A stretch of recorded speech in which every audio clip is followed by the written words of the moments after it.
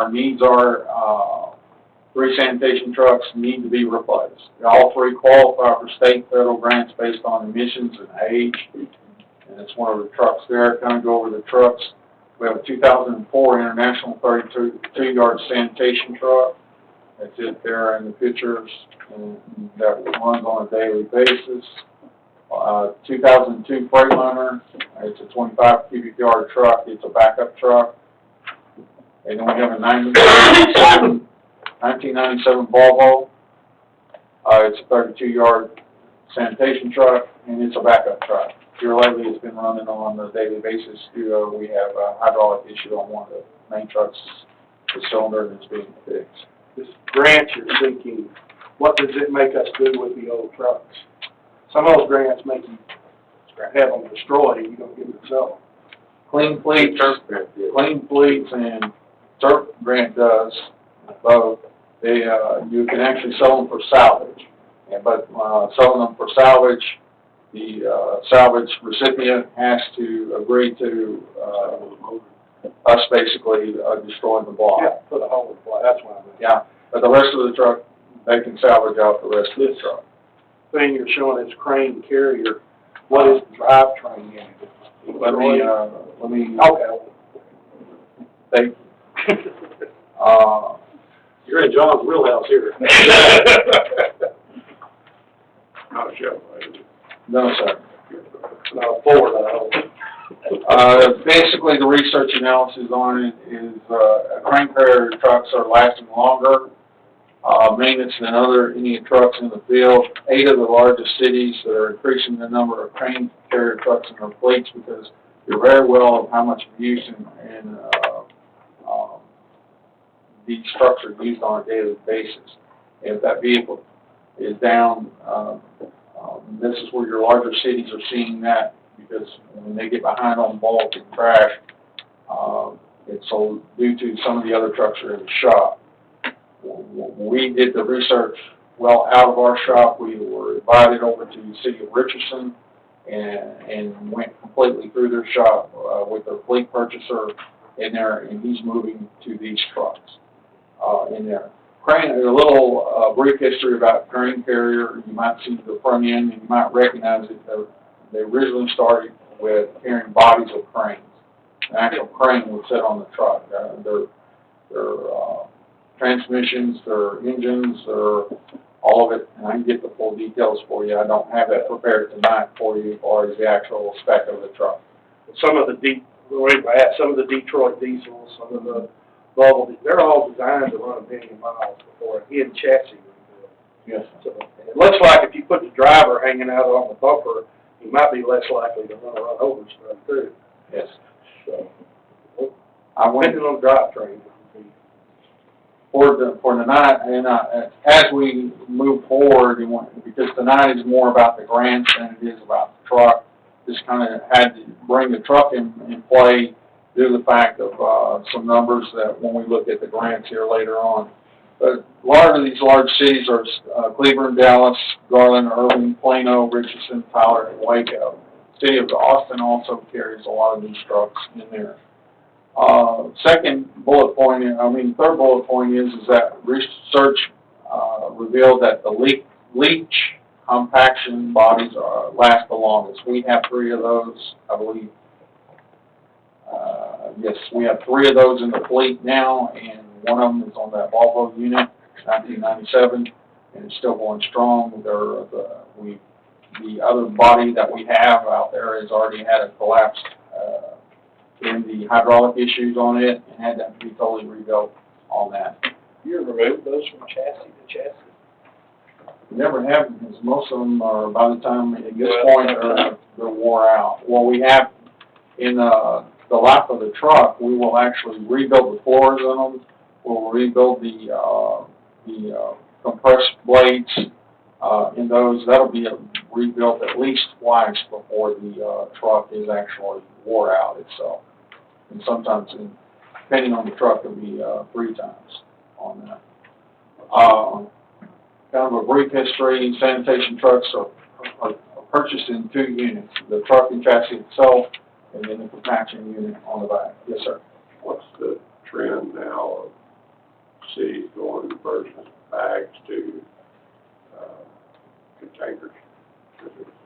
an offset there with labor costs. There was offset there with labor costs in the beginning, you know, that was because automation was there and all that.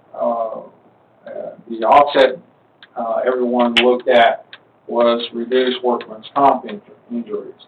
But what they're seeing now in there is the automation arms and all that fell at a huge amount of rate as far as the automation of the actual arms itself.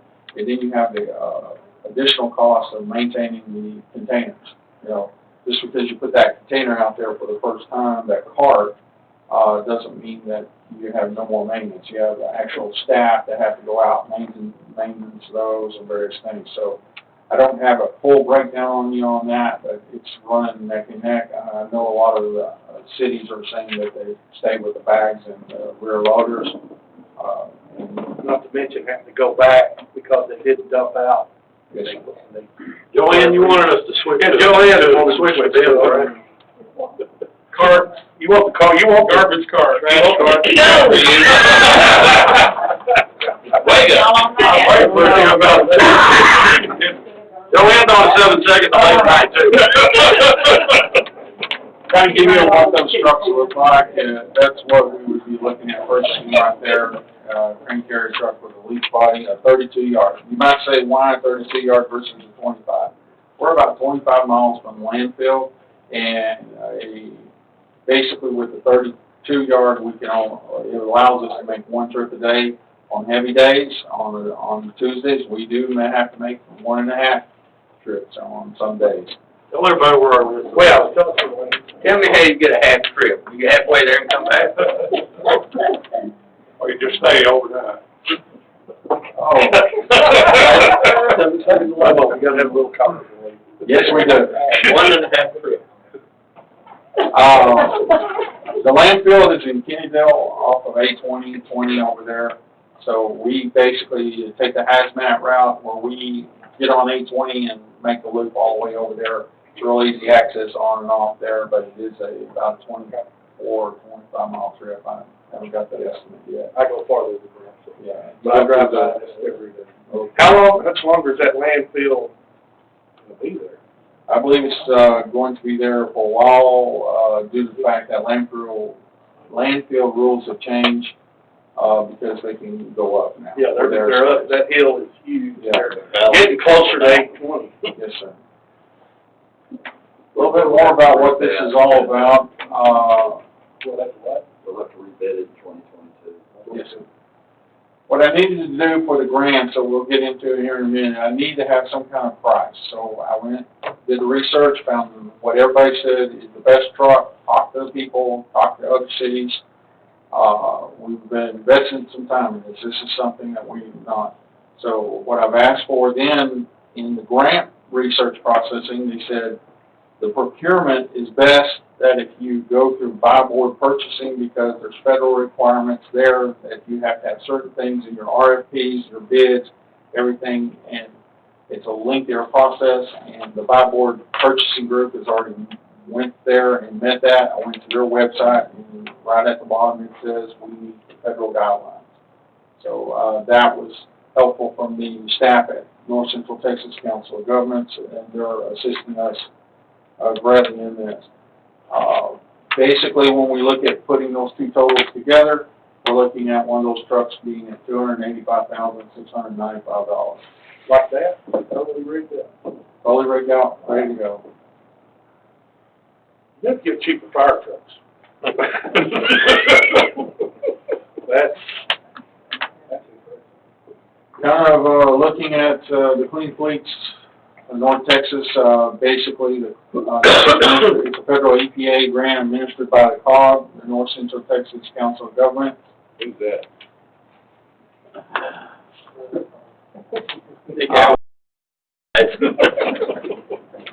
He had no comment. I'm still here. We have a September 6th deadline if we would like to apply for this grant. It's approximately $2 million in grants for the replacement of existing diesel-powered equipment, heavy-duty vehicles operating in the Dallas-Fort Worth containment area, the 10-county ozone area. So eligibility requirements, we kind of need to adopt a fleet policy that basically includes some objectives in there, reducing emissions, and COG can help us with this policy, kind of educate police personnel on air quality and different things that we have going on in there. The current gross vehicle weight category, 16,000 and up, we qualify for that. The eligible old engine model years is 1996 and 2009, all the way to 2009. We have to purchase a 2018 newer to apply for the grant. There's some other criteria in the grant. They will reimburse 45% of the costs if it is an electric vehicle. They are hybrid electric garbage trucks out there. I do not have enough research on those yet to see if it's a feasible and get back to you. I noticed that large trucking companies going totally electric. My question is, what about when you charge it to service it, where would it have to go because you're not going to dig your backyard? Yes, sir. That's part of the research that I've been working on, and I've asked several questions of that, as long as also with CNG and fresh natural gas and also propane. Those are areas there. Natural gas is real hard on it. Yes, sir. It drives it out. Basically, we qualify in this grant for 25% reimbursement on the grant. NETCOG, North Central Texas Council of Governments, will not award less than $100,000 per application. So that 25%, the minimum is $100,000. So we have to have our purchases. That would have to be at least 25%. So we're looking at purchases close to $400,000 there. Got a few other slides that did not print in my packet. I hope they printed in yours. This is the one that I'm excited about, thrilled about, and got real excited about it in January.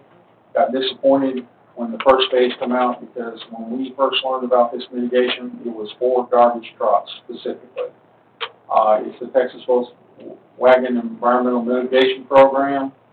This is, long story short, this is, if you've heard on the media, where Volkswagen made some mistakes in some of their emissions with the EPA. They were fined, and the It fine. really was a mistake. They got caught. They got caught. Gordon could do PR for Volkswagen. Yeah. They programmed into their computer where the car will run better and get better gas mileage, and then when you go plug in at your station, get it inspected, then it goes to a program that puts out less emissions, so it will pass. $2.9 billion settlement over that is what's going to happen. All 50 United States will receive. Our allocation is supposed to be at least $209 million settlement. Governor Greg Abbott is administering that through the TCEQ. There's a whole program through there. I believe we're to receive $215 million. I think the difference is the administration of the program. I'm not sure on that. I have to get back with you. 3 phases are to be released at this time, is what they're telling us. The first phase, was, as I stated, was supposed to be for sanitation trucks. It actually got switched at the legislature and became 8% grant funding for school buses, transit buses. As of this date, $15 million in the DFW area alone was awarded to replace school buses. What we have done in our research at this time, and also with the assistance of our friends at the COG, is we have pulled all this data off of the school bus, the applications. We're ready to go. We're looking what we're doing. We're prepping ourselves as staff, getting all this information together where we can apply or be one of the first in if it is changed in October 1. What we're expecting October 1 is an announcement that the second phase of applications will be accepted, and we are anticipating it will include the sanitation trucks this time. And with an 80% grant replacement, we do not know if that's only going to be on the cab and chassis or if it's going to be on the whole unit. But we're hoping it's for the whole unit, just like it was for the school bus. And once we get all that, we're looking at, coming back before you to, replace those trucks. Kind of a little grant comparison there. 3 trucks qualify in both grants. The first one is a 25 grant reimbursement, 25%, with a $100,000 minimal award. So basically, an application will require a minimum purchase of 2 trucks to meet the minimum. 2 trucks equal $571,390. 25% of that is $142,000 reimbursed, so we're over that $100,000 minimum. And when we pull that off the total, we would still be required $428,542.50 on that. We do have a September 6th application deadline.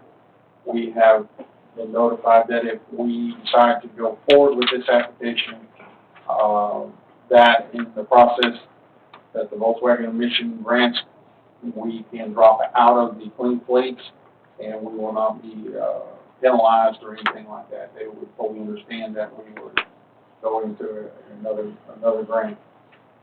The great thing about the Volkswagen emissions grant is possible 80% of it will be reimbursed. If so, I'd recommend applying for all 3 trucks, not 2 trucks. $857,085. 80% less of that is $685,668, and the total, the less grant that the city would be out for would be $171,417. So basically, October 1st, before I know any more additional information. But once again, this is the grant that the staff is doing all the research and going after. We do have the same amount of research on the clean fleets, and we feel that at this time that with the budget crunches that we have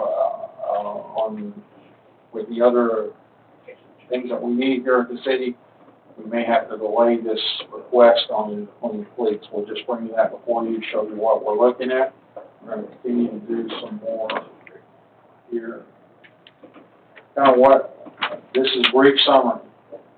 Our annual maintenance budget is projected at $40,000 for the past 3 years. This year I've asked to increase that to $50,000 due to the fact that we're not meeting the actuals.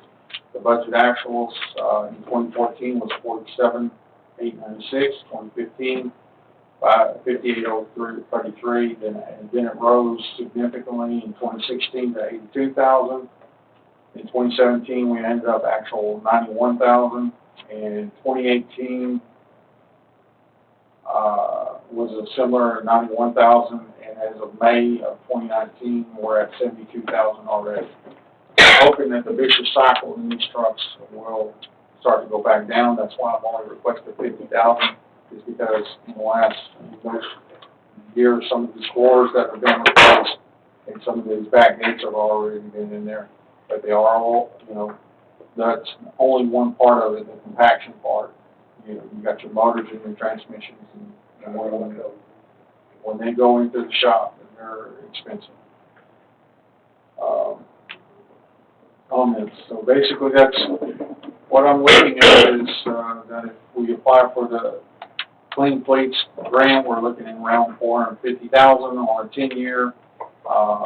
Thanks again to the fire department. They did some work with government capital on some other issues, so I used some of their numbers here. They were receiving a 3.45% interest rate, and that would be about $60,525 on the Volkswagen emissions grant. If we only were out $175,000 on a 5-year at 3.15, that's at $46,000, which staff feels that we can get that maintenance back down from that $80,000 to $90,000 back down to what's reasonable.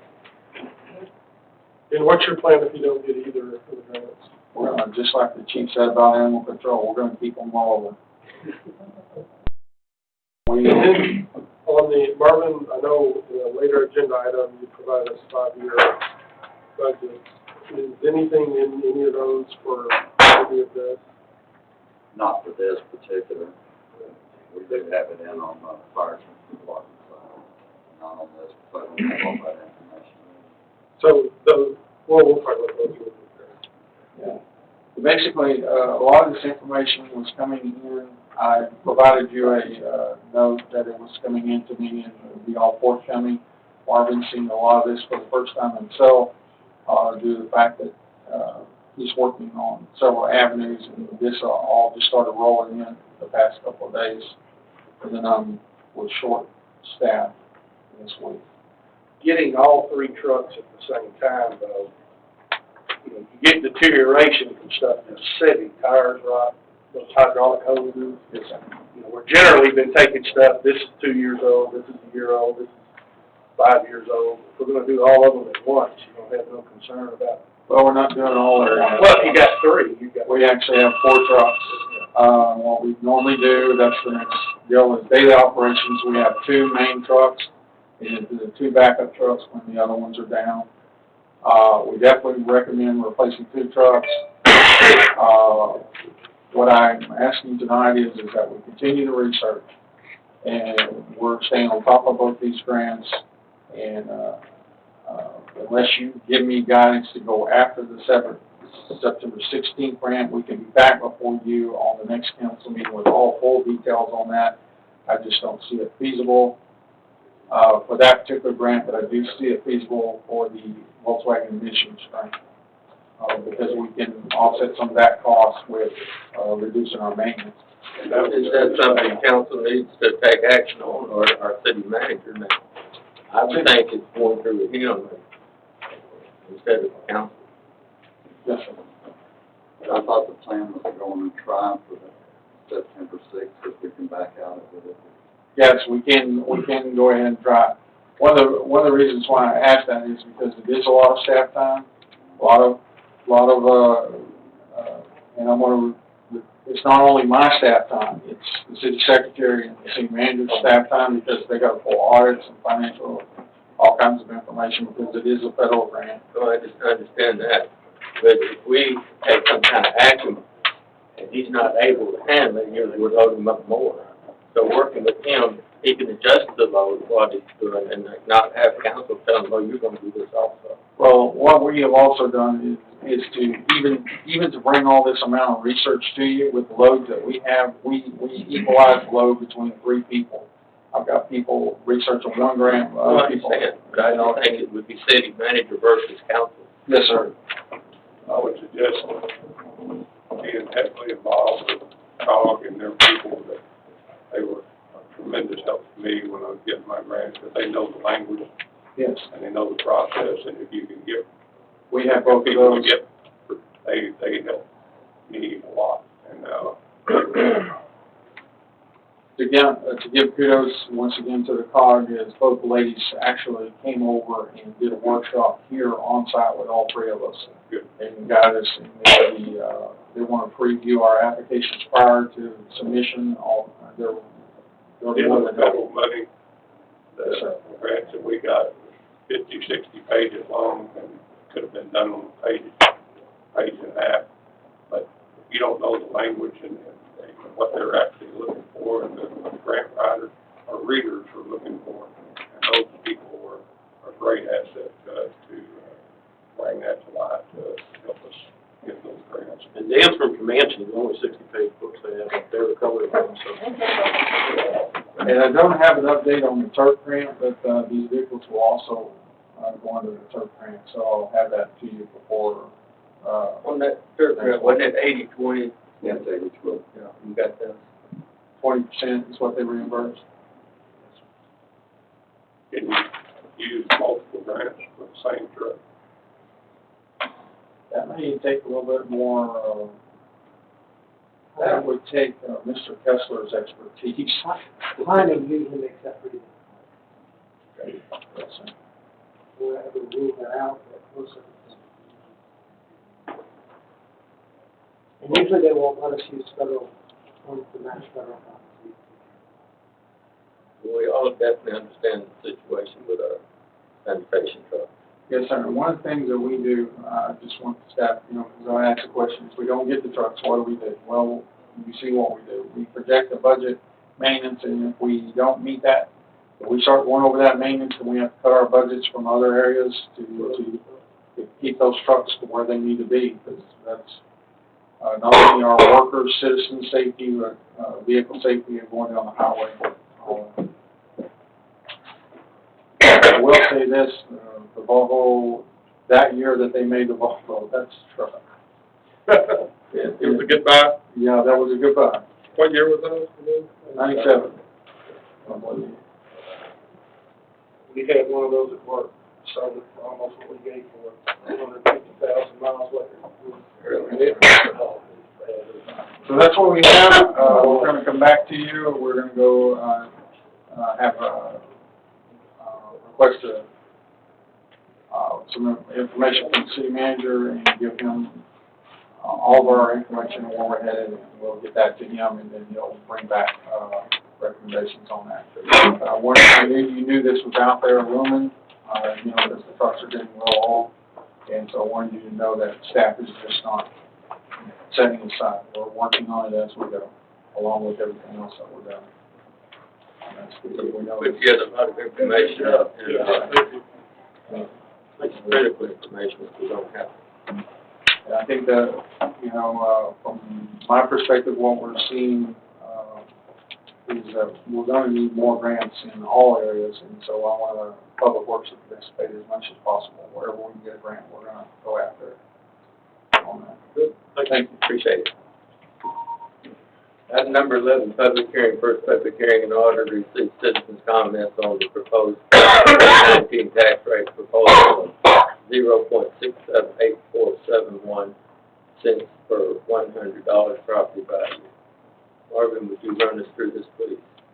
Start out with taxable values this year increased from 254,903,718 up to 312,738,304.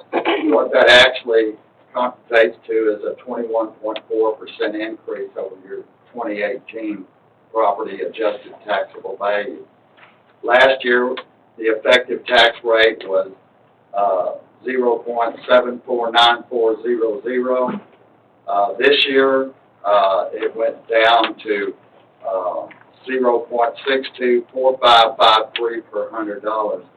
But let me back up a little bit before I get into that. When we had our discussion with the council to propose our tax rate back on July the 30th, at that time, line 21 of our worksheet has now been changed from the $2,529,402 that, to $2,529,402 by Tarrant County. It was $4,318,858.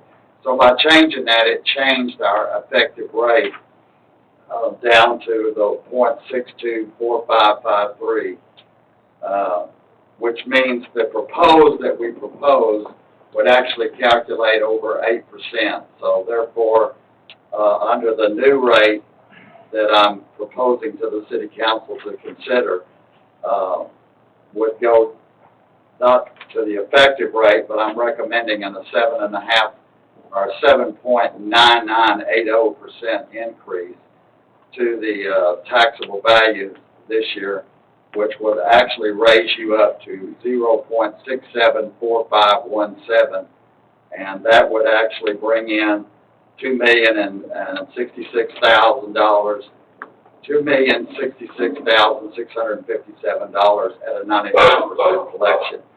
Based off the collection I have done this last year when I calculated it, we've actually going to come in a little over the 99%, so I was very comfortable with that. The ceiling tax revenue is another factor that you have to consider in, because it's frozen at the rate that it was in the year that it was. And by doing the total amount of what we're projecting on income this year, and taking in the consideration of the ceiling tax that we will bring in this next year, we end up with about $2,500,000 in total revenue projection for the year, up from last year's $2,200,000. Now this, if you have property that did not increase in value, then your tax rate you'll actually be cheaper than you were last year. But if your values increased, then you, will pay more because your values went up. Marvin, you said on the 99% collection rate, and that 99% of what reflected last year, or is it over the entire? It's over the entire year, the 99% we project for the, well, that is for 2018, yeah. 99% of everything we collected that we originally projected, we collected 99%. For instance, right now, on an average net taxable value per residence of $95,866 in the year 2018, if you was to calculate it on a tax rate of 67.4516, which is what I'm proposing, you would actually collect $646.63. The total ceiling amount projected in 2019 has also been revised. It was at $373,137. It has now been revised to $364,931. So basically, the total revenue projection for the year will be $2,431,588. If you want to get down to whatever 1 cent of over the effective rate will net the city, it will net the city $30,639. If you take the total revenues last year that we projected and the total revenues we project this year, it's going to total to be a 7.5% increase in revenue. There's a lot of factors out there for you to consider, but I would highly recommend not using what you proposed at 628215, but instead to drop it down to, I'm sorry, I apologize. From 628215, that was the effective rate. Instead, now we're using the rollback rate, which was 678472, is what you have put out as proposed. I would recommend that it's 674517, which will put you in under the rollback rate. I think we talked about doing the 516, that's what your minimum says. Yes, sir, we're going to do the 516. So the ad in the public notice has the higher rate because of the problem with the calculations in the county. So it would appear that we were going to do more than the rollback rate, but you're saying when the time comes to actually set it at the 674516, which is below the Right, yes, the new rollback rate. the new rollback. And that doesn't change any of the disclosures or the listing that goes in the paper? I did revise the listing in the paper upon recommendation by the city attorney. I did not revise what y'all proposed. I cannot do that. I can only revise what the new effective rate is and the new rollback rate. So it'll say that it's more than 8%, right? Yes, if you use that figure, it would be more than 8%. But does the ad actually say that? Does it show that No, you the know? ad doesn't say anything. Okay.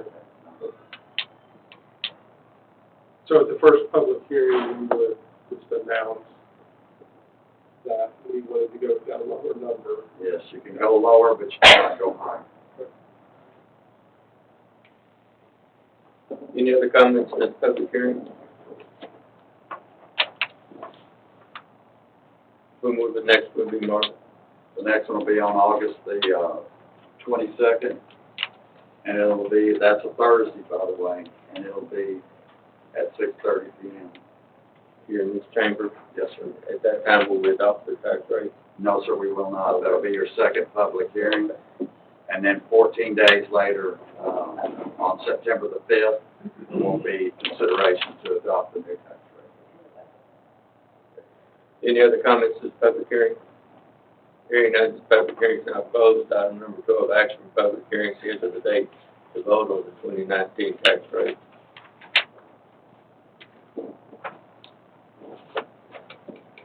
What date? August 22nd. Motion or just the mayor saying that? Sir? Do we need a motion or just the mayor stating that works? I think you can just state it for this. Item number 13, consider approval of ordinance 1239, 2019, amending River Road Code of Ordinances in conformance with the city charter as amended, changing the city manager council form of government. Changing to city manager council. This is what our city attorney presented to you all last time, red line. We have met, completed that, and that we believe everything is in here that represents the city administrator, mayor, and city secretary. This is for anybody that doesn't come to these all the time. The old charter, the old ordinances make different references to the city secretary and the city administrator. And under the new charter, there is no administrator. There is still a secretary that does different duties than kind of what, under the old system, we had a city secretary for. So essentially what they've done, Marvin and Paula and our city attorney have gone through and attempted to basically just clean up those ordinances to where they actually reflect the authority being where they're intended to be. Make a motion to approve ordinance 1239, 2019. So, We have a motion second to approve ordinance 1239, 2019. Any other discussion? All in favor? Aye. Opposed? Motion carries. Item number 14, discussion and or action on city manager's recommendation to establish a full-time fire department on October 1, 2019. Marvin? Well, a little background first, that we met with some of the other cities that we've had mutual aid with, and that both of them, State who they are. City of White Settlement and the City of Lake Worth, and they notified us that because that we don't have a full-time fire department, because we can't carry 3 on a truck 24/7, they feel like it's jeopardizing their city to be able to continue to respond under a mutual aid or type agreement with the city of River Oaks after October 1st. One of them talked about possibly a little later, but City of White Settlement did contact us back last week and told us that they would be terminating their mutual aid agreement as of October the 1st with the city of River Oaks. What this does is it sets up a concern about public safety and what we are risking to our citizens. So therefore, I went through and I met with the fire department. I met with Chief Shelley. We discussed this in depth of what we could do to produce a full-time fire department here and how we could make this work within our general fund budget. I have provided you with a 5-year plan that shows each and every year calculated in with what we anticipate is going to be the cost of hiring these people, which will be firefighters, and correct me if I'm wrong, Chief, it will be a firefighter on each shift and an officer on each shift. And out of that, we ended up coming up with $987,455 was the budget. From there, I calculated out each year based off, even with a tax cap of being 3.5%, which we've learned some new information on that, but we're still working through that.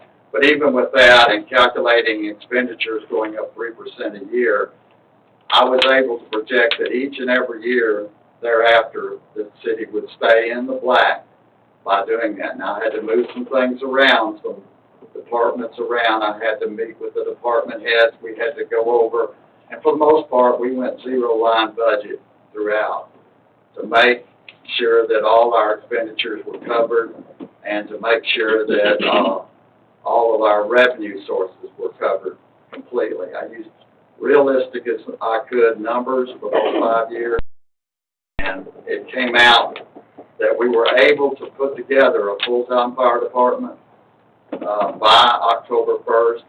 We have most of the people we have in our department over here are already commissioned firefighters who have filled out applications and are just waiting for whenever the city reaches that point that they're ready to move forward.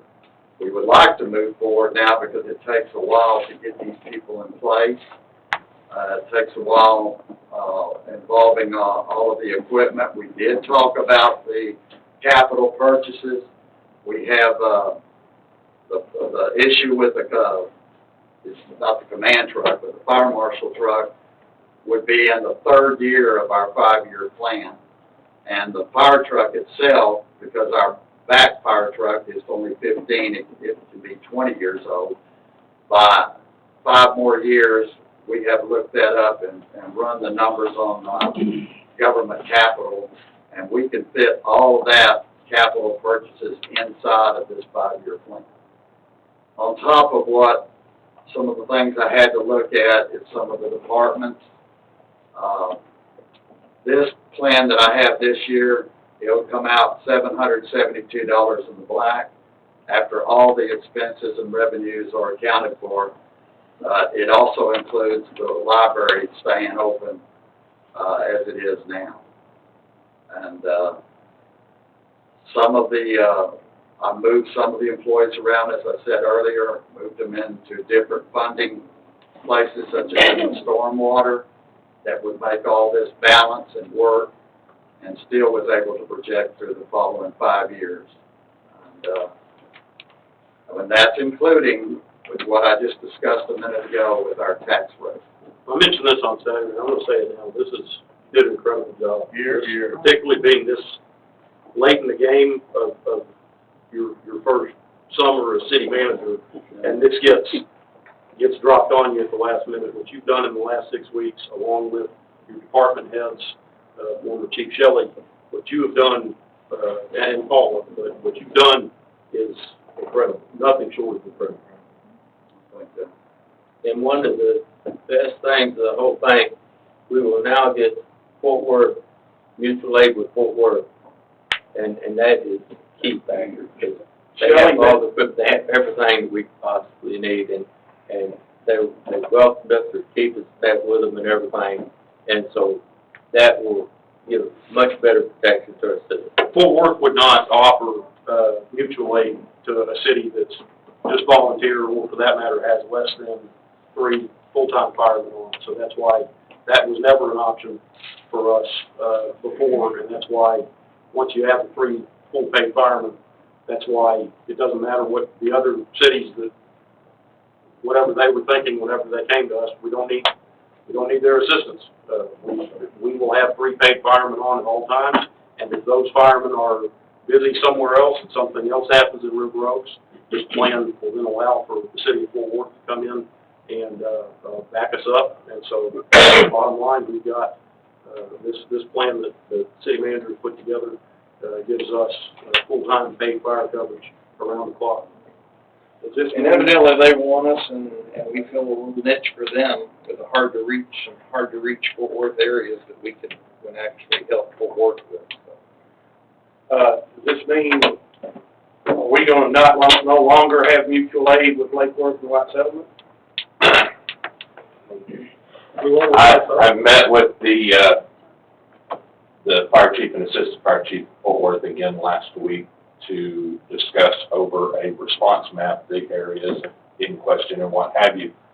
What they are proposing is for us to continue whatever mutual aid agreements we have in place currently that are willing to continue with us. I believe with the 3 full-time in place, with our engine company in place at all times, that these other cities will maintain.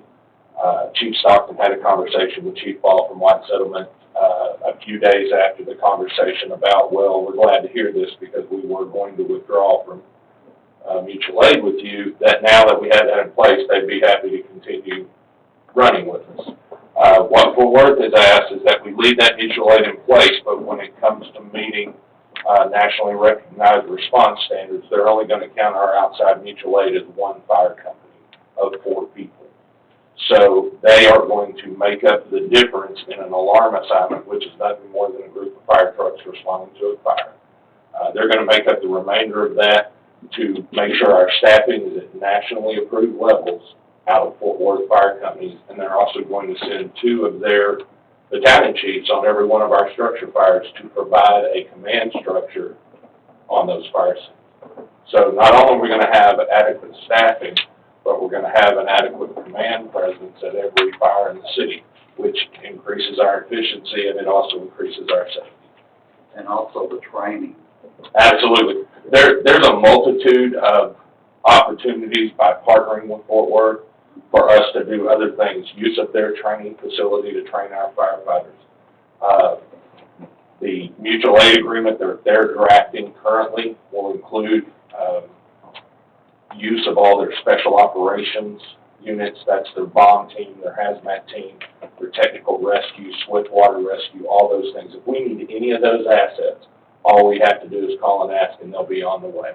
And that's something that River Oaks has never had, those special operations components available to them prior to this agreement.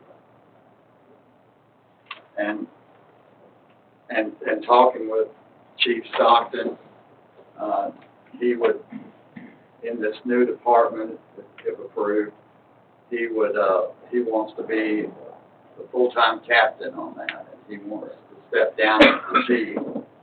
And I was recommending to the city council for Chief Shelley, his expertise is second to none on all this. I have real hard with me on this. So. I have one disagreement with that, and that is that I don't think it's this council's position to approve that. I think that's your position as city manager. I will unofficially say that I think that's an excellent recommendation, but that's your call. Well, that is what I want to do. And you can fire him if you want to also. That's true. That's the downside. I've been fired 4 times since I came back. Are there any anticipated extra costs? Staff, I think it was a couple of weeks ago, Chief Stockton says that he anticipated that if we do this thing and we go to mutual aid with Fort Worth, that they're gonna want us to go to their CAD system and with some kind of system with the fire, with the ambulance service, with the tablets and stuff, so. Those are other opportunities that we can explore down the line. Are we obligated to do this? No, sir. No, sir, we are not. Those are merely things that have been offered by Chief Davis in Fort Worth as other considerations down the road. My conversation with him last week, we want to get the agreement in place, get the process started, and then we can evaluate these other things as we move along. We've been with Tarrant County Fire Alarm for dispatch services for as long as I've been associated with River Roads, probably 7-8 years now. And Fort Worth has offered those same dispatch services. By being in a mutual aid agreement with them, it would essentially make us like another one of their fire companies within their CAD system. So there is some appeal to doing that because it would increase our efficiency even more. It would cut down on that lag time of getting those extra companies coming. The CAD things that Greg was speaking of have to do with the alerting system that goes inside the station that interfaces with their CAD. There is one-time capital expenses to put those kind of things in place, but Chief Davis has even said that we may be able to amortize those over a period of several years if we were to go to using them for dispatch services, pay a portion each year for several years until that's paid off. So there's no cost. There's no cost for going to their dispatch. The cost of their dispatch would be no different than what we're paying to Alarm right now. In fact, their per call number is a little bit better than Alarm's per call number, but we're already committed for fiscal year 20 to Tarrant County Fire Alarm. So it would be something that we would evaluate this time next year if we want to make that switch and bring that back to you. Then I understand he said it would be higher than what we're paying for the fire alarm, and there's also another fee for like a maintenance type. Right. Well, we're on the Fort Worth radio system now with the 800 trunk radios. Structure in place there now that we're already paying every year.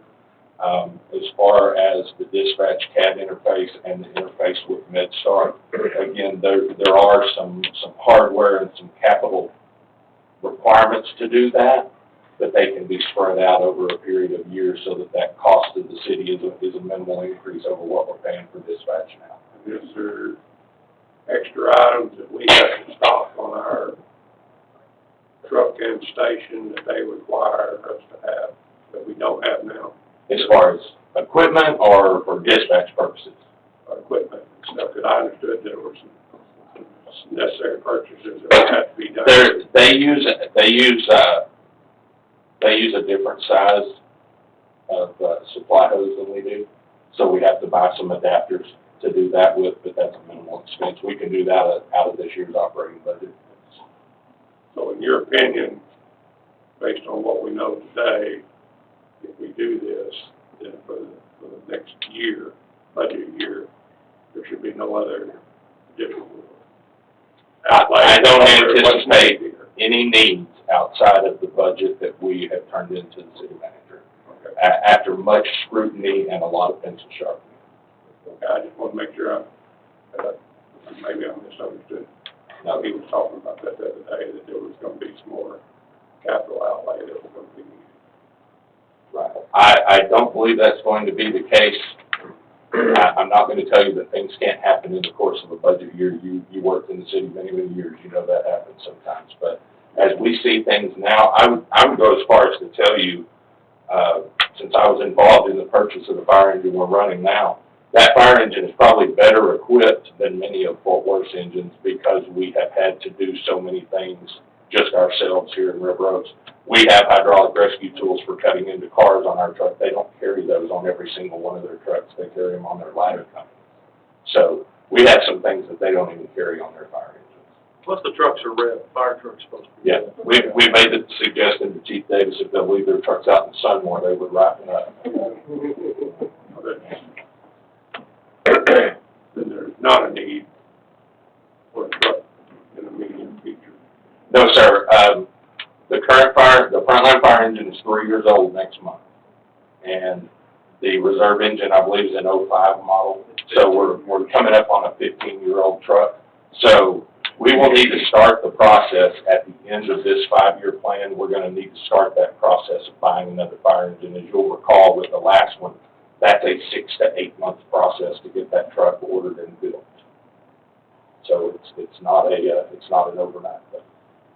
And does the concept of the backup truck change with this arrangement? With Fort Worth. No, sir, we're still going to be obligated to be able to have an operating fire engine. This agreement is a mutual agreement. They have some areas down here off of San Callaway, the Camp Carter area, all of those areas, that we're going to become the first due crew in those areas if they have any kind of emergency down there. And in exchange for that, we're getting all of this coverage and assistance. What's the anticipated length from going full-time, from part-time to full-time chief? From part-time chief to full-time chief? Yeah, my understanding, we'll have a full-time fire department, but we'll have a part-time chief. That's correct. So I can tell you that there's not a full-time chief in that 5-year plan. So I would say that it is beyond 5 years. It's not going to affect what we're doing for mutual aid or anything else. No, sir. Having that full-time on-duty company available 24/7 is 99% of this. The fire chiefs in Fort Worth are very, very minimally involved in operations. That's what their battalion chiefs and their deputy chiefs handle. The fire chief over there is operating at 30,000 feet all the time. So, me being here, handling the administrative part of the department, that's not going to have any bearing on our agreement with Fort Worth. They can't hardly wait to get it started. They're trying to get it through their legal department to get it to us so that our council can approve it by October 1st. In the interim, we have all our other agreements still in place to provide backup. Make a comment. Well, I want to emphasize how all the department heads have worked together on this, because I know a lot of them gave up a lot of things Sir. they wanted to do next year in order to make this work, and over the next several years to make it work. And one of those things which I don't think has been stated at this point is that the what we refer to as across the board raises, which impacts most of our employees, they are not budgeted a raise for next year. And in the subsequent years, I think 2 through 5, correct me if I'm wrong, Marvin, that they're budgeted a lower amount than we typically give. So that's just an illustration of the rest of the employees giving to this effort, to make this work. Is that accurate, Marvin? That is accurate. Okay. The other, I guess, question, and I want to make sure that we're going to this with our eyes open, and I appreciate so much the 5-year budget showing us how this will work.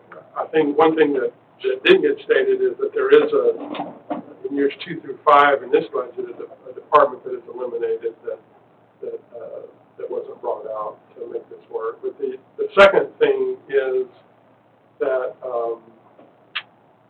related to the capital, like we talked about the garbage truck, or not, we may not, I guess to what extent, I understand how the fire truck capital fits into this, but did we remove all capital from all the other departments for the 5-year period?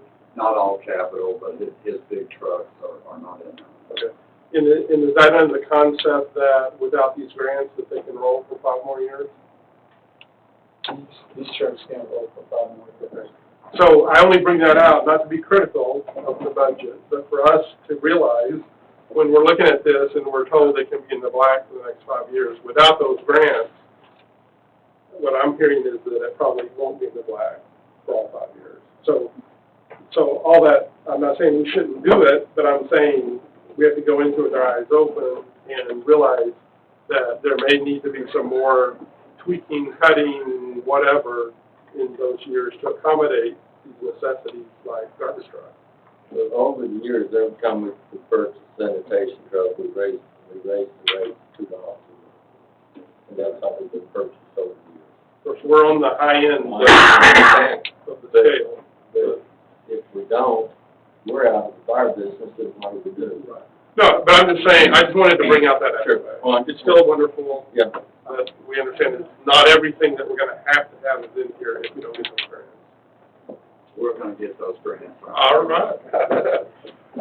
Why don't we approve the city manager's recommendation to establish a full-time fire department on October 1, 2019? Second. Have a motion second to support the city manager's recommendation for full-time paid fire department effective October 1st, 2019. Any other discussion? All in favor? Aye. Opposed? I'd just like to say that we as the fire department are very humbled at the commitment and the teamwork the rest of the city has made. We have an amazing city manager who held our feet to the fire department fund, but he worked very hard with us and with the other department heads to make this happen. We recognize the challenge. We recognize the sacrifice that the other departments have made. On a personal note, I'm excited to be serving in River Oaks again. I look forward to working with each of you for many years to come, barring any other terminations from the I was gonna say, that's provided Marvin officially hires you. Yes, sir. Of course, now you're an employee now. Not that Marvin hadn't got his blood on that paper. Thank you. Thank you. But this truly is a momentous occasion. Absolutely. Something that 5 years ago did not think would ever happen, quite frankly. And it couldn't have happened 5 years ago. And one of the things that has made it happen, besides everyone working really hard on it, is some of the economic development things that we've done that are starting to pay off and provide some dividends to do this. But primarily what this eliminates is that overbearing risk that we've encountered for a long time. We've mitigated it, but that we couldn't provide public safety people when we needed to, and we had to rely on other people to do that. And it's gotten a lot better, but 3 or 4 years ago, we were in truly bad position in that regard. And It was, when I came in 2014, it was a scary time stepping into that role, given the staffing we had at the time and what we were operating with. What were you down to then, 25? I want to say it was about 22, and only about 8 of those were certified to do medical care, and that's a big chunk of our business. Yeah, that's what I was gonna bring up, because you would not let the volunteers come in unless they could go. Correct. And so a lot of them we can no longer use them now, but because of the safety aspect and the coverage, and we just couldn't afford to do it. So, no, it's come a long ways, and our number one thing is take care of the people. We might upset some once in a while, but we've got to take care of them. We will do something as the fire department between now and October 1st to not only thank all those who have served the fire department and the community all these years in the past, but to recognize that these 9 new employees are the charter members of the River Oaks Career Fire Department, and I think that's a huge deal and a big piece of history in the city. And I assume you'll try to find a way, I know we have some volunteers, that they can remain involved in some form of fashion. We have things in motion to make that happen where we can, yes, sir. They have to be trained, they have to be certified to be able to use them. We can't carry them on the truck with this agreement with Fort Worth unless they're fully certified. We have some that have been in a training program out of college for over a year, and Chief Stockton made a commitment to those men that we would finish that program for them, that would allow them then to serve as part-time employees. Because obviously with the fire department, we have to have constant staffing. We've got to have 3 people here all the time. Well, these men are going to have time off work, vacation time, holiday time, what have you. These part-timers will then fill those voids for us to maintain that 3 people on duty all the time. So there will be an opportunity for them to still serve. I would again, state, as I said earlier, the importance of that dollar donation. It seems like a small amount that adds up, and it would allow these guys to buy stuff. We see how tight this budget is. $1 a month, $12 a year, be divided between those 4 departments, means a lot to them for stuff that we don't have the money to give them. Everybody's sacrificing. And to me, $1 a month on your water bill is something small to ask. If you can do it, Yes, sir. these guys really need it. Along with the park and library and the community center. Item number 15, discussion and action on ground lease with YMCA Camp Carter for an animal shelter and expanding future municipal operations. We have, the attorney has drafted the MOU on the original land down off of Meandering Road. Most recently, it's come to us that it's become a critical need for animal shelter, and trying to look at a location that is feasible and something that we felt economically we could do. We turned our eyes back up to off of Harvard Road, and that area up there by the barn, up north of it. And I gave y'all a map tonight that should show the location of it. And we would like, and I did talk to Todd Baker of Camp Carter, we would like to submit this as another location or as a second location, because to be able to put one end down at the other one is going to cost more money than we really could get something like that going in a reasonable amount of time. For instance, utilities alone, Public Works Director told me would be around $60,000, not counting the road and all that. So down off of Harvard, we have utilities already there. We have a gate access already there. We would have to do a little grading work for the road, and then of course half the building. And we have the 501c3, which is a lot of people would donate to, but they would like to see a plan, what kind of plan the city has going forward. And we do have some donations received already, but in going forward, it seemed like that Harvard Street location there by the barn and the equestrian center, that seemed to be the most feasible and most economical place for us to locate an animal shelter. And we talked about it on a temporary basis. I haven't, Todd hadn't got back with me on it. He talked about possibly putting it in that barn temporarily. And so we talked about this at the workshop on Saturday about our plans and objectives. And that we have gotten some contractors that we have talked to about it. Seemed like the price was going to be possibly under $100,000 for, isn't that right, Mr. Murray? Right, 2,000 square feet. For 2,000 square feet.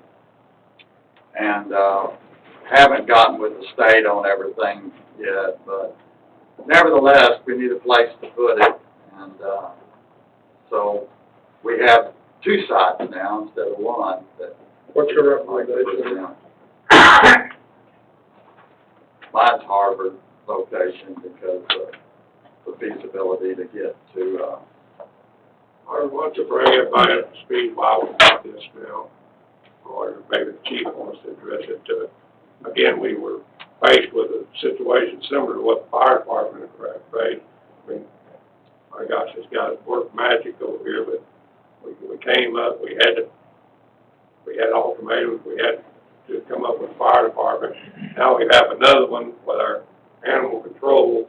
It's all hitting at one time, but this is again, where we were taking our animals and shutting down, we're faced with not having a place to put our animals, and that's the dilemma that we're having right now. Were you showing it when we were at the meeting Saturday? You didn't have this as far at all. You just put something over there? You had it closer to the barn. yeah, it is, it's right up there by that barn. Okay, you had this. Yeah, that's a general spot. When did we get the option to get all of this? I thought the property. They'll let us have whatever we need up there for animals. Okay. So, I mean, we didn't have this. When I read the original plan, we didn't have up to the barn. Okay, second, most important, they want to involve their people, their kids, whatever, involved in this. Right. Who assumes that liability? Well, we talked about that, and I think the way Todd said that they'd be covered what their people, but I haven't gotten with the insurance companies and all of that. It is something that they want to do a joint partnership with us on. This MOU is just preliminary. We're going to have a detailed list of leads that will set forth, allocation of liabilities and everything. It's just moving forward. Yeah. Exactly. Right. And ultimately, before I say anything else, I'm fine with that. I'm fine with trying to move forward, submit it as an option, whatever.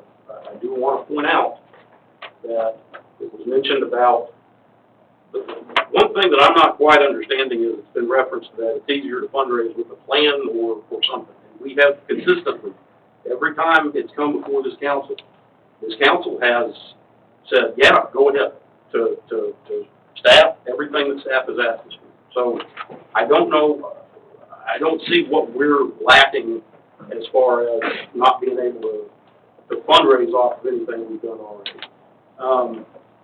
Really, in addition to that, I would like to point out, at some point, we're intending on having a structure on the meandering lot. So we're going to have infrastructure put in to serve that lot. So that might happen in 1 year, that might happen in 5 years, whatever. So saving money on not doing the infrastructure there and doing it up on Harvard is not actually eliminating the eventual need for infrastructure to be built on to serve the need. And then we agree with that, but we were talking about putting it at a location that was a lot closer to Than what you were interested than they have now. And I get that, but there's going to be some extension that's not there. So there's going to be some expense. Yeah, there will be. Surveying has already happened on the meandering, has it not? Not all of the surveying. How much have we spent so far? We spent $17,000 to do the topographical survey, land survey, and tree survey. So, again, that's a lot that we're gonna eventually do something on. So we're going to eventually complete that, and we've already got $70,000 in it. The only point of surveying the Harvard lot is if we wind up deciding to do this. And then another question I had is, what is the intended access going to be from the gate at Notre Dame up to, if it's the barn or north of the barn or whatever? The road you're talking about? Right, is it to extend the road, or are we building a Yeah, drive? we're gonna extend the road on up to, To what standard? well, we talked about doing, flex base or road base, and then we can put asphalt over it, but, Because the only, and that's, again, I'm not, I want to get everything out there that we can get out, because we've hit particularly driveways hard in the last 2 or 3 years.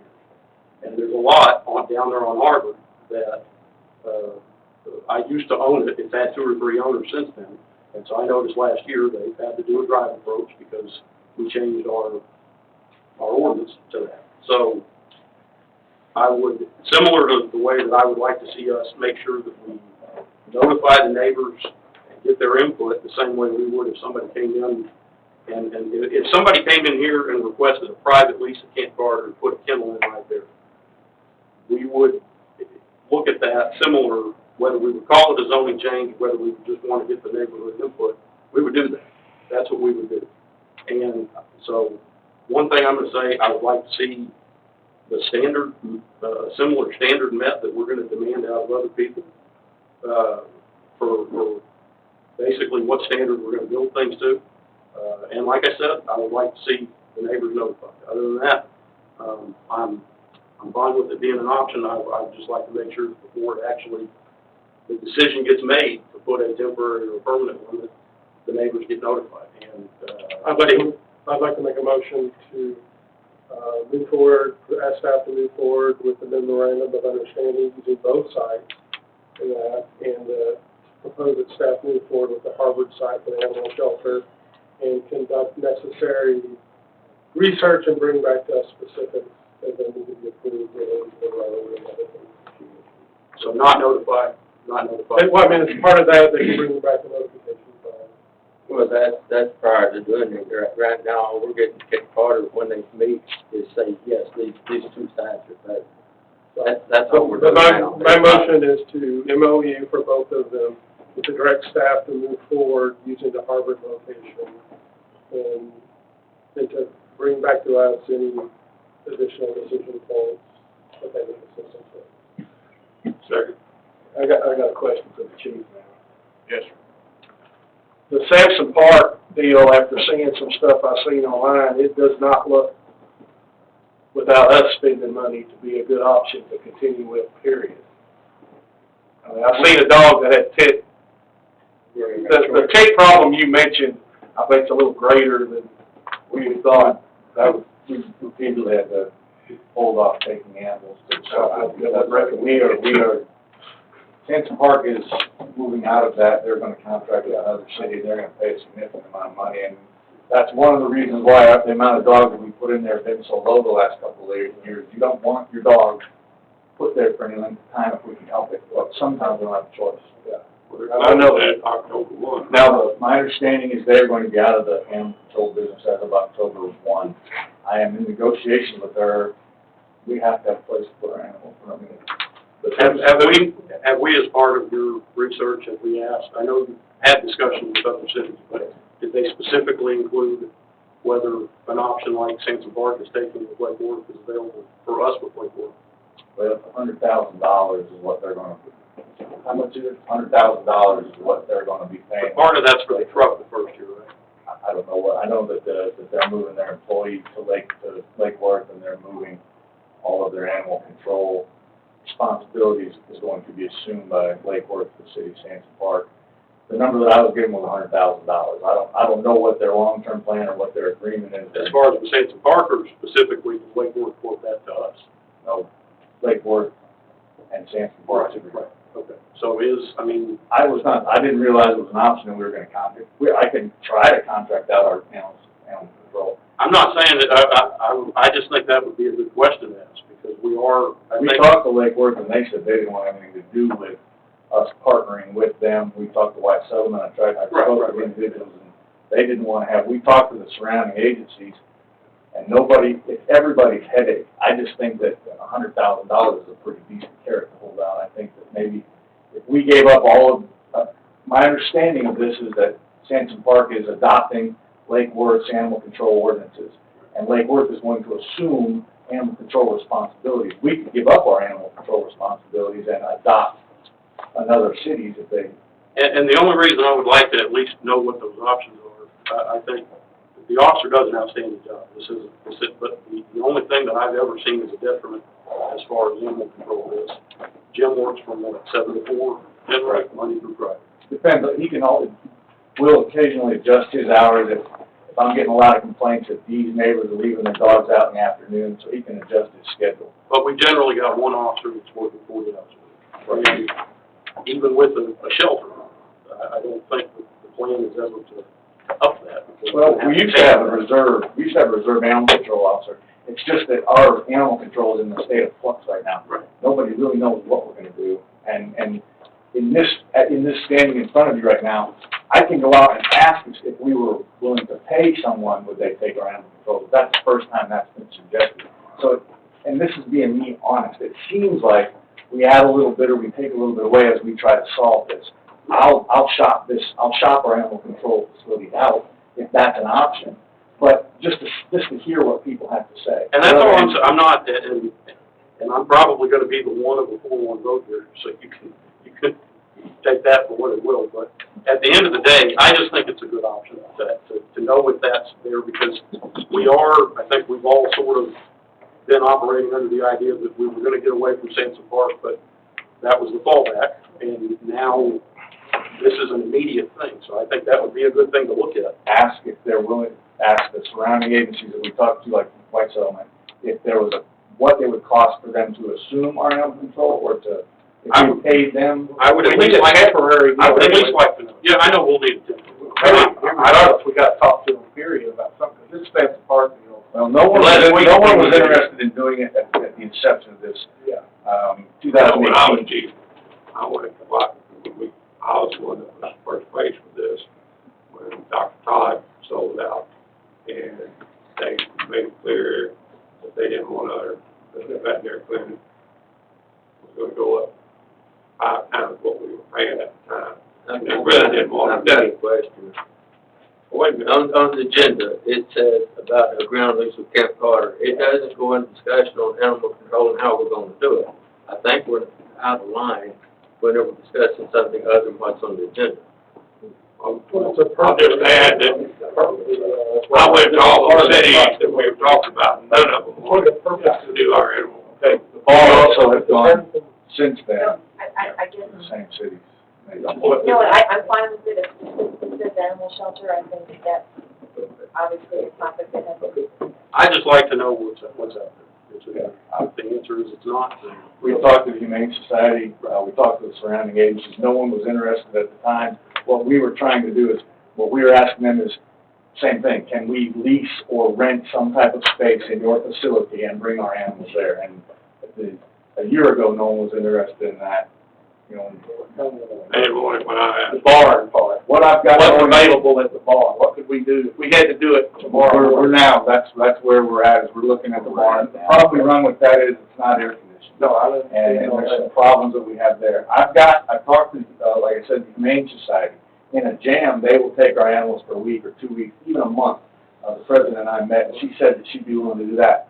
I think that if we, in a really tight jam, we assume responsibility. They vacate the building in Sansom Park, and we assume the responsibility. We go up there and we gotta split across, that's what I'm getting from, we're gonna keep the Sansom Park anyway. We gotta close that, we can't rely on that. But, you know, we talked about city manager and city council. So to me, the new one, the future one, that's city council. What to do in the interim is city manager and the staff's call on what they care about. You agree, Marlon? We're gonna make that, again, we're gonna make this work however. We are gonna find a way to make this work. Joe, I understand where you're coming from. I'm moving off of that, because what was just said there, you would not allow that. If somebody wanted to do this anywhere else in town as a private thing, you wouldn't allow that. You're kind of the king of telling people what they can and can't do on their land. I'm sorry, Steve. Chill. So to just basically say, like you said on Saturday, you said, and your exact words were, we're not talking about a neighborhood, and then you trailed off. So I don't know what about this doesn't qualify as a neighborhood, and again, all I want is for them to be notified. Your motion does not say anything there. So basically it says, if we need to go in there and start operating an animal control tomorrow in that neighborhood, that we can do whatever we want because we're the city. I said they wasn't on it, the normal notification. That wasn't, I'm sorry you can't control yourself the way you should. Okay? that's pretty rich coming from you. You're not gonna- That's very rich coming from you. You're not gonna suck me into that. You already have. No, I'm not there. You spent 25 people talking, 25 years talking down to people. All right, that's enough for both of you. We're gonna sit down. We have a motion on the floor. Mayor, I just want a clarification. My last comment, the motive of this response was the this temporary time period, allowing the staff to deal with that, because that didn't require the council to do it temporary. So I'm not sure if that's what you heard, but that's what I said. Placing a temporary shelter? To handle the temporary need of how to deal with the animals until we have a permanent solution. And what I would say is, if we have to do that in the city of River Oaks, we need to do that on appropriate land for that, and we need to notify the neighborhood. And we need to get the input from the neighborhood. If it's the Sansom Park thing with the fumigation and whatever, I agree with that. I would like to see the Sansom Park shelter. I have been dealing with this shelter forever. I mean, I'm telling you, I've gone up there and helped pick ticks off. We have been dealing with this for a couple of years now. It's been as bad. We work it out, we get it solved, and then it rolls back to being bad again. This is not new to me. I'm like you on this. I've spent 19 years doing rescue dogs. I don't do We are anything gonna going solve this. So I understand what you're saying. I think our best option is to try to prolong the building that Sansom Park has. Their understanding is they're gonna try to develop that land, and they're gonna try to do something. It's a functional shelter. There is just attentions being focused elsewhere at this time within that organization, and I think we have the ability to go in there and maybe do some minimal expense things, if they'll let us do it. Yeah. I'm still talking to the chief there. We'll see if that works. I would prefer not to do a temporary shelter unless that's all I've got, because it's not air conditioned, I don't have the water, there's some things that would cause me concern trying to house animals at that location. But I still gotta have, I get knocked back one step, here's a step I'm suggesting. If I get knocked back 3 steps, here's a step I'm suggesting. I'm presenting options, and that's where I'm going. You did a good job. We have a motion, that's been going for a while. We have a motion and a second on the floor. I'm not clear with the motion. The motion was to move forward a memorandum of understanding, including both the meandering property and Harvard property, and to ask staff to, because they've been pressing us for some direction on their plans so they can fundraise and all, for them to move forward with a plan on how to use the Harvard property for the animal shelter. And So what that allows, the reason to do that is it secures the land when the YS is willing to give us land. That part I totally agree with, And let's then- with that. And then for the future community center, which we'd like to build someday, it would secure the location. We're getting But more to keep land. revisiting this location issue, as Joe has pointed out, time after time after time, I don't see the productivity. Marvin's recommendation, as I asked at the beginning, was what to do. He said it was to go with the Harvard location. To add to it, so count quarters could come back and say yes or no. Yeah, but then they The would motion doesn't do that now. It No, it- moves forward with, directing staff to put together their plans, as Marvin requested, using the Harvard location for the animal control. Well, I think it's leaving us open for either location. But we do acquire more land usage. Well, it's affirming Marvin's recommendation that we use. It said either one. It said his recommendation was for either location. No, that's not what he said. to have either location available. Right, and I said, where would you want to put the animal control shelter? Well, I prefer it down there. Okay, so did you hear You're what I making said? that motion. Right, That he that's, prefers. so that's exactly what he said before, and that's why I made the motion. But include both properties in the MOU. Yes. Yes. So we'll make that change. Which feels good. All in favor? Oh, Opposed? We have 4 ayes and 1 nay. Motion carried. Okay, Marvin, I know you're city manager, and I know it's 10:15. So, update from city manager, guys, and mayor and council on personnel, city conditions, all this kind of stuff. A good report. As we discussed last time, by the employee policy manual, I'm supposed to select a personnel director, and I appointed Paula up to that, because she pretty well does her person. And the other thing is, I just want to pass along to you the schedule of our budget and tax hearing, so that you will have it available. That's all. Anyone in the audience have anything they want to bring before us after this fun night? no. I would refer to him, I live in Watson, I think he's doing business with you. That's Mr. Mayor, is that you want to choose me? Okay, thank you. I just want to be respectful to the people that helping y'all. My name's Dan Bennett, I was the Tarrant Appraisal District Board Director nominee. You gave me your votes, I think back in 2017. I think I met with you, Mr. Mayor. When I'm Daniel Bennett, I'm the White Settlement, 408 Hamilton. Excuse me. Well, I'm not running this cycle. It's coming out. But what I have proposed, many things. I'm trying to get the state laws where it puts the smaller entities in more of a favorable position. And I've already addressed one conflict of interest that I have in my town between the appraisal district employees and people working at the school district as a elected official.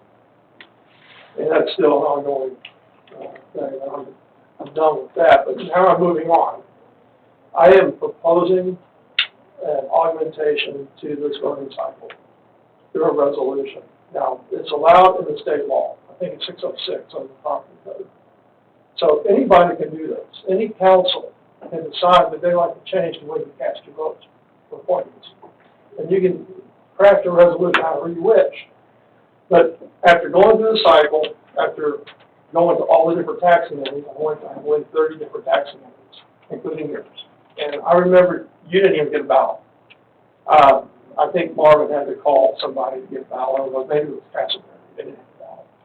So TAD is really inefficient when it comes to managing this election. That's one issue. But the issue we can address today as a body to help level the playing field for the smaller entities is change the date that we vote. You must vote between October 30th and December 15th. I am proposing that we vote in the last full week of the cycle. That means it will be the 9th through the 13th for this year. I believe the 15th falls on a Sunday. Now, some entities won't be able to vote without calling a special meeting, but that's only one meeting out of 104 weeks that if this resolution passes. I currently have approached the mayor of Colleyville. He has been working with me.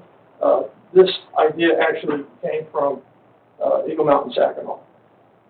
When they identified a lot of the inequities in the way the votes were casted back in 2017.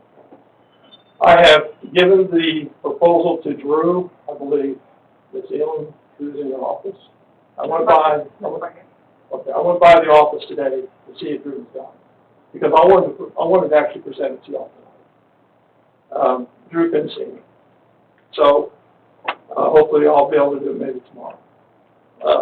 I have spoken to South Lake. I have a whole list of entities, and this is kind of my plan. I would like you to look over this resolution as a body and see why it's important that we all vote in the same week instead of voting in November, December, It's, they don't even have a way to canvass the votes it's had. They don't have any procedures to secure your votes. In fact, back in 2015, Crowley voted, and their vote wasn't even counted. That shouldn't surprise you. And you just got a $2.4 million adjustment to your budget. Well, that's sad. I've spoken to South Lake, Colorado, Forest Hill. I'm speaking to River Oaks this evening. Eagle Mountain, Saginaw, White Sullivan, Crowley, HEB, and Hearst. What I'd like to do is get this resolution passed the muster under the direction of Drew. And of course, I'm sure Ms. Hill will look it over. Since it's her partner, I would hope he can. Well, he would do it for Lake Forest, not Well, he's doing it for White Sullivan. oh, good, wait, gotcha. Okay, Yes. okay. And then I'm going to present it to this body, hoping they will pass it as is. Gotcha. Okay? Because I want 10 entities to pass this resolution and then send it down to Jeff Wall. Then he has to put it out for a vote after October 1st. This needs done prior to October 1st. Now, if 75% of the taxing entities approve the resolution, it's 54, without the special districts. As far as I know right now, there's no special districts that have been approved to pass this cycle. Then it becomes effective going forward. So what this does for the smaller entity, I think you get 3 votes. You and all the other smaller entities will all be voting in the same week. It will give the candidates time to come out and present themselves and tell you why they're running, make sure you have their resume, and then make sure you have a ballot. And then everybody votes Monday through Friday, and then the votes are canvassed on the 15th. And then the results are posted on the 21st. That's kind of how the election goes. I think you'll get better representation. Now, I'm not running. I decided not to run for various reasons. I'm not able to fulfill a 2-year commitment as I could last cycle. But I'm asking you if I can have coffee with any one of you once I get the resolution. I could read my rough draft, but really, that's the nuts and bolts of it, I just told you. So you guys meet Tuesday at 7, you vote. Tuesday at 7, I think would be the 10th of December, would be a scheduled meeting. So it won't interrupt this body at all. And it won't interrupt about 85% of the bodies. And I think it's doable. I think we'll be successful in getting better candidates, and I ask for your support. Okay? Well, thank you so much for your time. Thank you for wading through this interesting today. Well, you picked a good one. I did, and I enjoyed it. No one's gonna say about you. He's from White Sullivan, though. They have that's why meetings in White Sullivan. I'm not a big fan of doing studies and putting them on the shelf. 5 years ago, HUD paid us $1 million to do a planning for rural military communities study. We looked at everybody's comp plan, we looked at your housing, we looked at your economic development, we looked at commercial, retail, all those things. We had a meeting with the Department of Defense last Friday. They've agreed to give us up to $500,000 to do a implementation study of our joint land use effort, and part of that is going to be 5 years later, where are we? How are we doing on this idea of planning for local military communities? And as I've sat in the meetings the last several weeks, one of the things that really jumped out at us in that work is that Sampson Park, Westwood Village, River Oaks, Lakewood, White Sullivan, you are communities that have limitations by your size and your economic capacity. There are things you could all be doing as communities if we talked about doing them more as an entity. One of these would be animal shelter. Why aren't we talking about an animal shelter for the 5 major cities? That would just be an example. I could talk to you till 2 in the morning about all the opportunities I could see for us to have meaningful conversations about working together on some of these ideas. One of the things, and I know Dan knows it well, that's when Doug was chief out here 30 years ago almost, he almost had a joint dispatch with 4 or 5 of the cities. We are at an interesting point with Marvin and Jeff and Sterling and Stacy and Angie.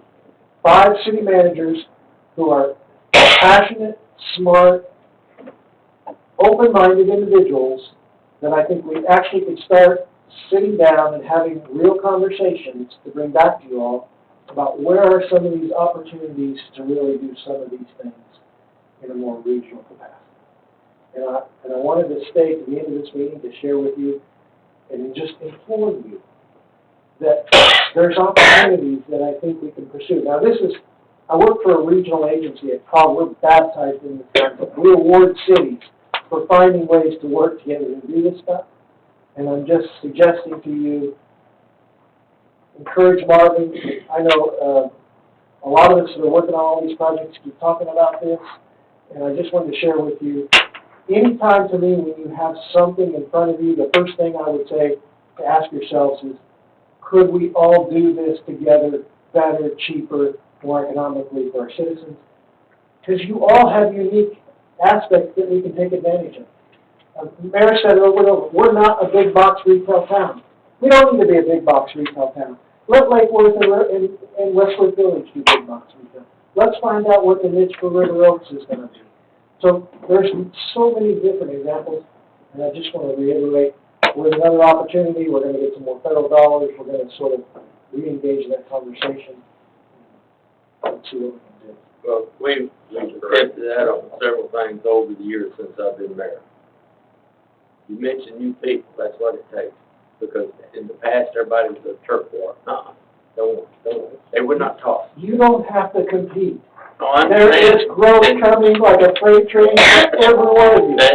We don't have to worry about We got these competition. people out there now that will talk. Fort Worth's talking to us now. And Fort Worth, I don't want to leave them out. But when I become mayor of Fort Worth, their firefighters are not allowed in River Oaks, period. Cannot go to River Oaks, period. New day. So, for whatever it's worth. We were putting that combined dispatch together, and all the chiefs and deputy chiefs and stuff all got together. I said it then, I'll say it to this day, politics and egos get in the way of more good, ideas. Because what happened was, all of us saw the need and wanted to do it. Then when it went back to the different entities, everyone said, well, we're only a player if it's in our city, or in our city. And they could never get the politics. We have a coordinator standing in front of us that could get everybody together. And it's got to come Have a from, round table. and it's got to come from the top. I mean, your staff, they're going to do everything they can do. But they got to know you guys are going to be behind them and say, hey, yeah, let's look at a regional animal shelter at some point, or whatever it is, you know. And we got an entity wanting to give us land. We got an entity that wants to give you land. Free land. And, yeah, that may be a revenue source for you all, right? No, we can't raise revenue off of it. No, but I mean a regional animal shelter As a group come together and have. where everybody's, yeah, I mean, there's lots of models, you know. I just want to reiterate that. We're going to spend some time working on that in the next 2 years, and I just think it's important to revisit it. Again, I don't like doing reports that sit on the shelf, and we did an awesome job. I think we had a great consultant team and your staff, and so we've got a lot of great ideas, and so let's go see if we can do something. Very good. Thank you. Thank you. Anyone else, in the audience have anything? John? EDC meeting last night, they brought up budget. And as a promotional idea, I brought up, let's see if we can get Molly the trolley to come through our city.